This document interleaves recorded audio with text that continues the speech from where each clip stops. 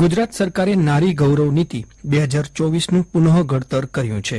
આ અગાઉ વર્ષ 2006માં નારી ગૌરવ નીતિ જાહેર કરવામાં આવી હતી. તે સમયે નારીઓની સ્થિતિ અને પરિસ્થિતિને અનુલક્ષીને જે બાબતો અને લક્ષ્યાંકો નક્કી કરવામાં આવ્યા હતા તેમાં રાજ્ય સરકારે 88% જેટલા લક્ષ્યાંકો સિદ્ધ કર્યા હતા. નારી ગૌરવ નીતિ 2024 લોન્ચ કરતી વખતે રાજ્યના મુખ્યમંત્રી ભૂપેન્દ્ર પટેલે શું કહ્યું હતું તે સાંભળીએ.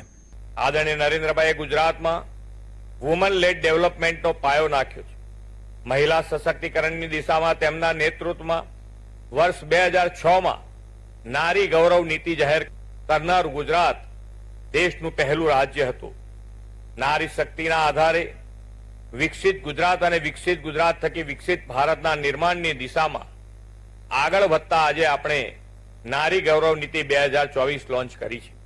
સાંપ્રત સમયમાં બદલાતા સામાજિક આર્થિક પરિપ્રેક્ષ્ય તેમજ પ્રવર્તમાન કાયદાઓ નિયમો અને સામાજિક આર્થિક સ્થિતિમાં બદલાવની સાથે નીતિના મૂળ પ્રારૂપ તેમજ તેની સાથે સંકળાયેલ વિવિધ બાબતોમાં ફેરફાર કે બદલાવ આવશ્યક બને છે. જે મુજબ વૈશ્વિક સ્તરે સસ્ટેનેબલ ડેવલપમેન્ટ ગોલને અનુલક્ષીને તેમજ નારીના સર્વાંગી વિકાસને લક્ષ્યમાં લઈ આ નીતિની કેટલીક બાબતોમાં સંશોધન કરવાની તેમજ નીતિના ઉદ્દેશ્યોની પરિપૂર્ણતાને ધ્યાનમાં રાખી કેટલાક નવા ક્ષેત્રો ઉમેરવાની જરૂર જણાતી હતી. નારી ગૌરવ નીતિના પુનઃ ઘડતરની આવશ્યકતા અને હાથ ધરવાની પ્રક્રિયા અંગે અધિક મુખ્ય સચિવ સામાજિક ન્યાય અને અધિકારીતા વિભાગના અધ્યક્ષ સ્થાને એક કોર સમિતિની રચના કરવામાં આવી હતી. આ સમિતિની સાથે નિયત કરેલા ક્ષેત્રોમાં તે ક્ષેત્રો સાથે જોડાયેલ સરકારી, સંસ્થાકીય તેમજ શિક્ષણવિદોને સભ્ય તરીકે સામેલ કરી જુદા જુદા વર્કિંગ ગ્રુપની રચના કરવામાં આવી હતી, જેમણે સતત બેઠકો યોજી સર્વસંમતિથી ક્ષેત્રવાર મુદ્દાઓને અંતિમ રૂપ આપ્યું હતું. ગુજરાત સરકારે આ પુનઃ ઘડતર પામેલી નવી નીતિમાં મહિલાઓના સર્વાંગી વિકાસ, આધુનિક વિકાસ અને તકનીકી વિકાસને અનુલક્ષી 8 ક્ષેત્રોનો સમાવેશ કર્યો છે. આમાં અગાઉના ક્ષેત્રો અને અન્ય નવા ક્ષેત્રોને પણ સંકલિત કરવામાં આવ્યા છે, જેમાં શિક્ષણ અને રમતગમત, હિંસા અને સુરક્ષા, આરોગ્ય, પોષણ અને જીવનની ગુણવત્તા, પર્યાવરણ અને ક્લાઇમેટ ચેન્જ, સામાજિક સુરક્ષા અને કલ્યાણ, વિજ્ઞાન અને ટેકનોલોજી, આર્થિક પર્યાવરણ અને વહીવટ અને નિર્ણય શક્તિનો સમાવેશ કરાયો છે.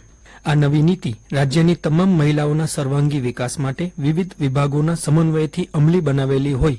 આ નીતિમાં સમાવિષ્ટ ક્ષેત્રો અને તેના અમલીકરણની જવાબદારી દરેક વિભાગની રહેશે. દરેક વિભાગે નીતિમાં સમાવિષ્ટ પોતાના વિભાગના સંબંધિત મુદ્દાઓ અંગે નિયત સમયમાં કાર્યવાહી કરવાના નિર્દેશ આપવામાં આવ્યા છે. નારી ગૌરવ નીતિના અમલીકરણ, કામગીરીની સમીક્ષા અને મૂલ્યાંકન માટે મુખ્ય સચિવના અધ્યક્ષ સ્થાને રચાયેલી રાજ્યકક્ષાની સમિતિ સમયાંતરે નીતિની સમીક્ષા કરી તેના અમલીકરણ માટે જરૂરી દિશા નિર્દેશ કરશે.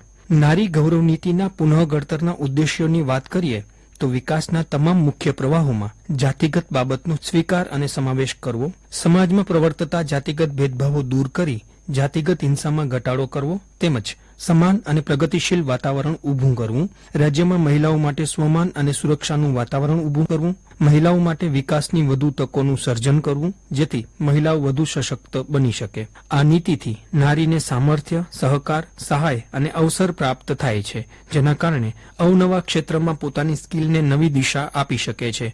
સશક્ત નારી થકી સશક્ત રાજ્ય અને સશક્ત રાષ્ટ્રના નિર્માણ દ્વારા વિકસિત ભારતનો પાયો મજબૂત બનશે. પ્રાસંગિકમાં આજનો વિષય હતો નારી ગૌરવ નીતિ 2024. સંપાદન અને પઠન અશરફ નથવાણી.